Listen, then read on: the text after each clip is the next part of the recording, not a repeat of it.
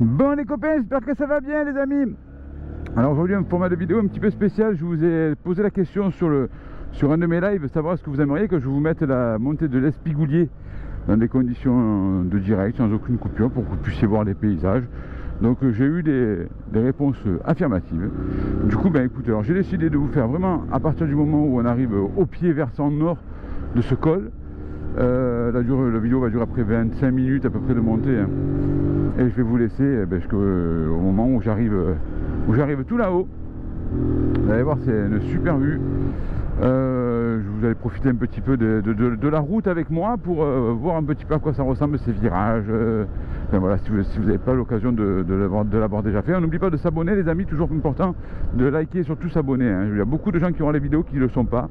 Donc vérifiez bien voir si vous êtes abonné et abonnez-vous, c'est le meilleur moyen pour soutenir la chaîne les amis.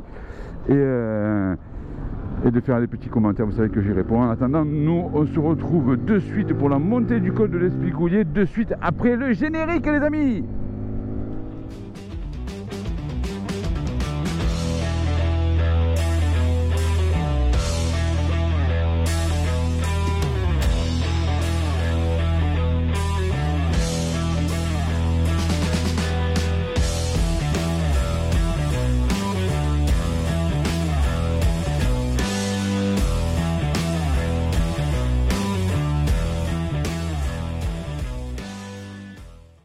Question de dire de pas trop consommer, que la montée elle est quand même costaud et j'ai pas très envie de flinguer mon réservoir en ouvrant, en freinant, en accélérant. Enfin voilà, je vais vraiment y aller normalement en fait. Voilà, rouler entre 60 et 70 km/h, ce serait bien. Faut pas oublier que c'est un col quand même, donc la route est assez sinueuse. Et surtout elle n'est pas très large. On va voir si là-haut on trouve des copains motards, ce qui n'est pas gagné. Parce que autant le dimanche il y en a beaucoup, autant le lundi il n'y en a pas beaucoup. Et alors les lundis, alors qu'on est en pénurie d'essence depuis 3 semaines,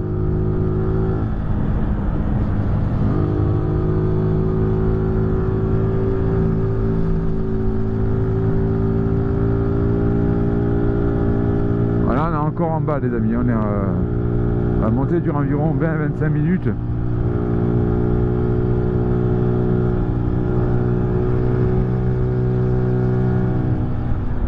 Bon, vous avez vu le poteau sur le côté, il était complètement plié. La route est assez dangereuse. Il y a beaucoup de roches sur le côté, ça veut dire qu'il y a beaucoup de fois, enfin, de temps en temps tu as des pierres sur la route. Faire très attention. On va la prendre vraiment doucement, tranquillement. Il y a quand même beaucoup d'accidents ici, hein. Tous les week-ends c'est plusieurs fois les pompiers qui montent, c'est assez dangereux.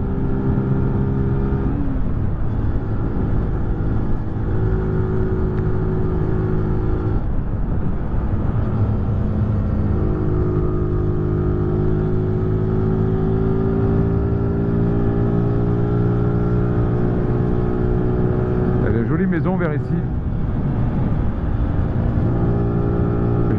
Sont vraiment au calme.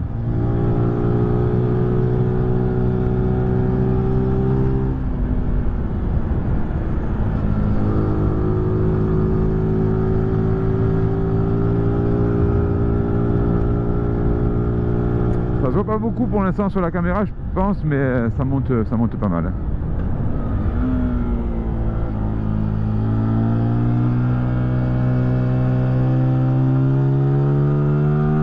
Voilà, petite voiture de rallye, une petite R5 rallye. Ah, je dois te faire oui parce que il va y avoir le rallye de Marseille bientôt, je crois, un truc comme ça là, fin octobre, et il y a des voitures de rallye qui commencent à venir faire du repérage.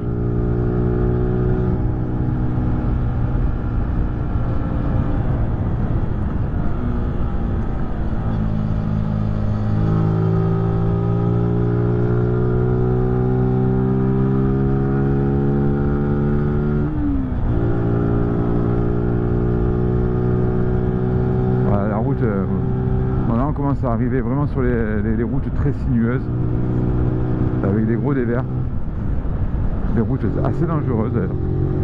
Ce qui est bien, c'est qu'on voit les voitures arriver au loin, mais on n'est pas à l'abri de petites surprises, et des fois, notamment ici, dans les virages serrés comme ça.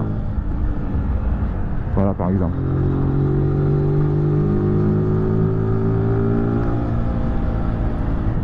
Et c'est là qu'on voit que le comportement routier de la Zontes est très bon. C'est une moto qui est assez joueuse,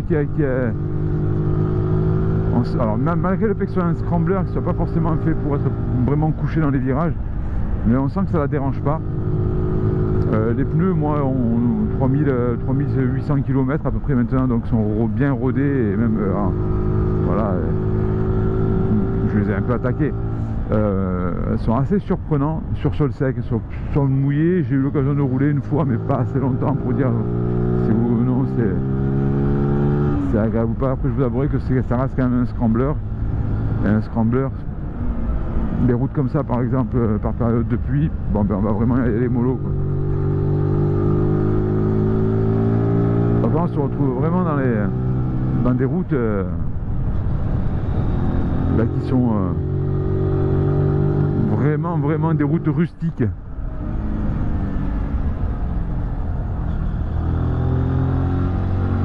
Et là, on n'est pas encore arrivé au début de la montée de l'Espigoulier, mais je vous laisse déjà admirer le paysage, les amis. On est vraiment très haut déjà. On est vraiment très haut. Moi, je sais pas si vous voyez bien la profondeur là, mais c'est...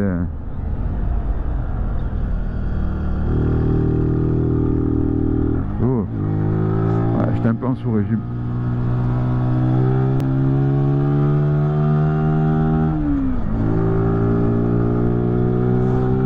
J'essaie d'aller doucement dans les virages à droite pour que vous puissiez voir la... Oh, pour que vous puissiez voir la... le joli panorama, je sais, j'aime bien déjà utiliser ce mot. Mais voilà, on commence à avoir une belle hauteur. Et on n'est pas encore là-haut. Après, je vous avouerai que l'hiver, cette route, ben, comme on est sur un versant nord, alors autant vers ici ça va, mais dès qu'on arrive, à un moment donné, on doit bifurquer sur la droite. Dès qu'on arrive sur la droite, au moment où il faut bifurquer vers le col de l'Espigoulier, là c'est versant nord, c'est hyper ombragé. Il neige, alors on est dans le sud de la France, mais ici il neige tous les hivers. Et quand il neige une journée, ben, la neige reste une semaine, quoi. On est assez haut. En plus, on a beaucoup d'entrées maritimes, ben, parce qu'on n'est pas très loin de la mer, hein. Donc c'est un air qui est assez humide. Et en fait, ben, ici l'hiver c'est constamment verglacé ou enneigé. C'est donc assez délicat de venir le faire en moto. Moi je l'ai fait plusieurs fois l'hiver dernier en scooter. Croyez-moi qu'il y a des virages où tu les prends vraiment au ralenti.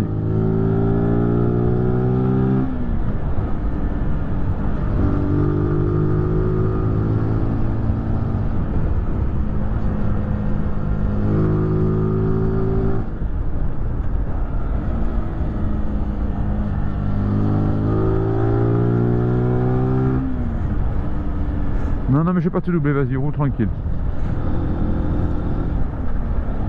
Je sais même plus où est-ce qu'il faut tourner après à droite. Je crois que ça va être vers ici.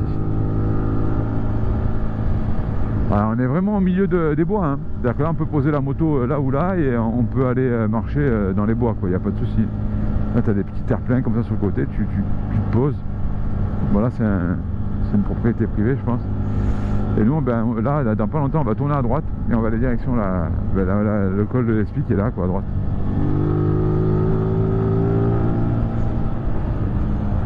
On commence à faire des repérages au sol. Je pense que c'est vraiment pour le rallye. On a le rallye de la Sainte-Baume aussi ici qui est pas mal. Bon, on a un panorama qui est énorme à gauche, hein, avec une vue sur la Sainte-Victoire, Pays d'Aix. Alors qu'on n'est pas loin de la Ciotat, enfin, de Gémenos, pardon.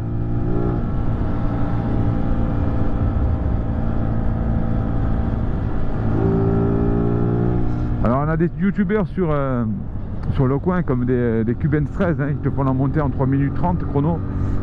J'exagère un peu, mais c'est un peu ça. Mais voilà, il floute le compteur parce qu'il va un peu vite. Et franchement, je suis loin d'aller à sa vitesse. Très loin. Moi, c'est vraiment en mode balade. En mode, on profite du paysage, on est dans un super coin.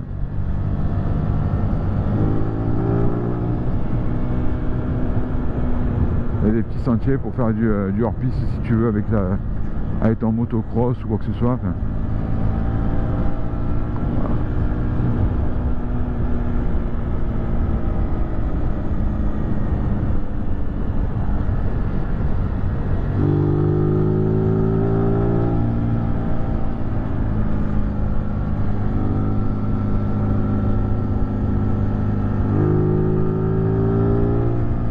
et les virages sont tous... alors, pour la plupart des virages ici, en plus, c'est une particularité. Il y a du banking. Alors, c'est peut-être pas ce que c'est que du banking. C'est-à-dire que les virages sont toujours penchés à l'intérieur.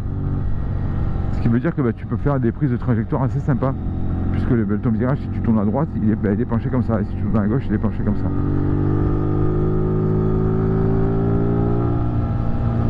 Et ça, c'est assez agréable. Il n'y a que sur la partie basse où c'est comme ça. Sur la partie haute, bah, c'est pas comme ça du tout. Hein. Les virages, ils sont comme ils sont. Et sur le côté, t'as pas toute la végétation comme ici. Hein. Un côté, t'as un mur de pierre et de l'autre côté, t'as un vide. Pas un petit, un gros vide.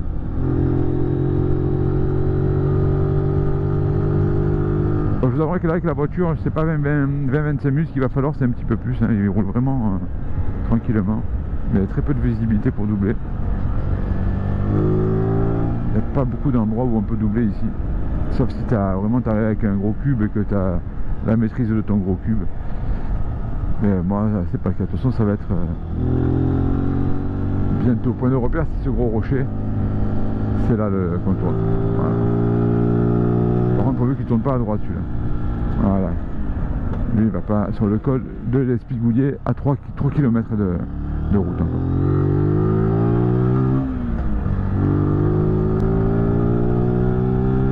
Voilà, là on attaque vraiment la partie haute.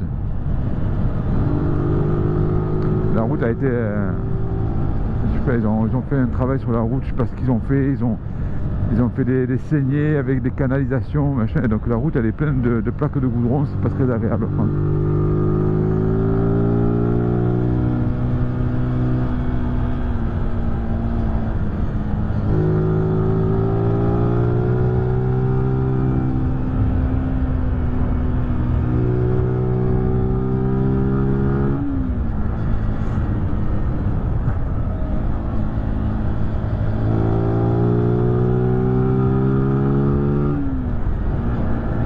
Là, les amis, ça va grimper, je vous le dis moi.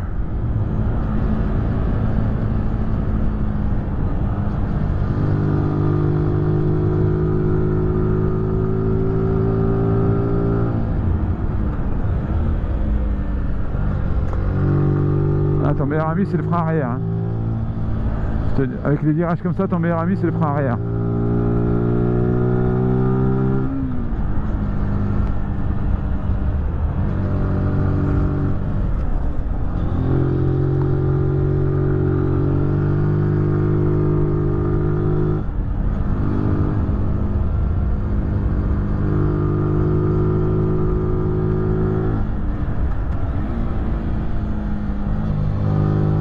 Et là, vous avez vu les amis, je croise vraiment personne. À part, voilà, par la voiture qu'il y a, mais en motard, il n'y a personne. Ah là, la vue commence à être folle.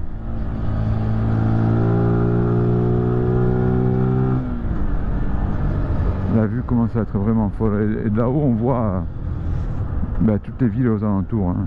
Que ce soit Aubagne, Marseille, La Ciotat, Cassis, Aix-en-Provence.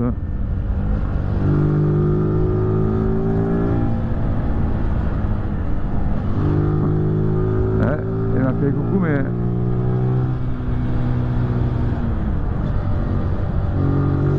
j'étais là dans mon virage, elle est en train de débrayer, donc je n'ai pas pu trop lever la main.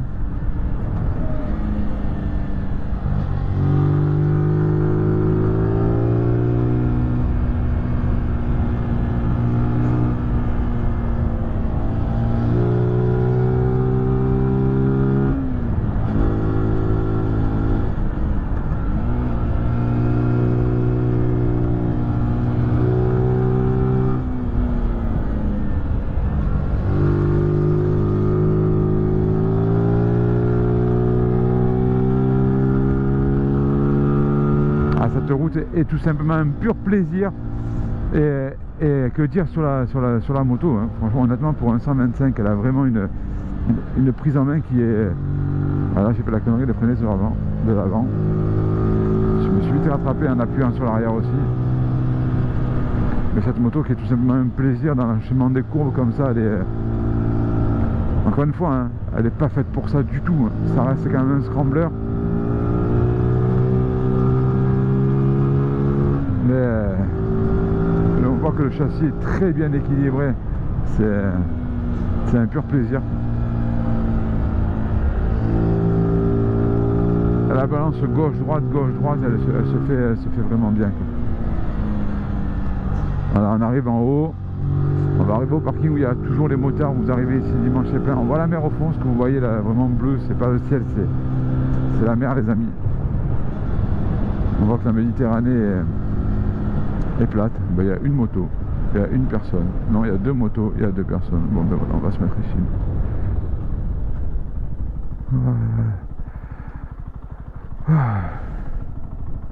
On a trouvé le neutre, Allez. Et il y a toujours du vent. Hop là. Il y a toujours un petit vent ici. Oh putain, il n'y a pas un petit vent, il y a un gros Mistral.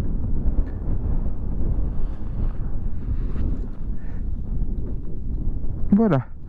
Les amis, si vous voulez, après je vous mettrai la vidéo de la descente et je pense que je vais la faire côté Gémenos.